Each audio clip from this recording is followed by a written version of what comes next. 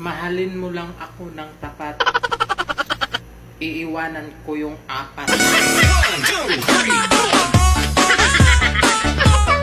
Hindi ka ba niya chinachat? Baka kasi hindi mo schedule ngayon.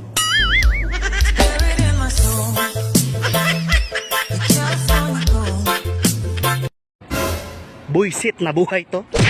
Sa dami-dami ko nang bayarin, gusto ko na lang maging bayaran.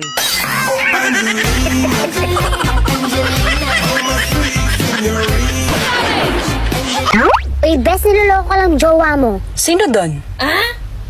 Pakilinaw ng info para alam ko kung kanino ako magagalit. Gaano ako kasarap?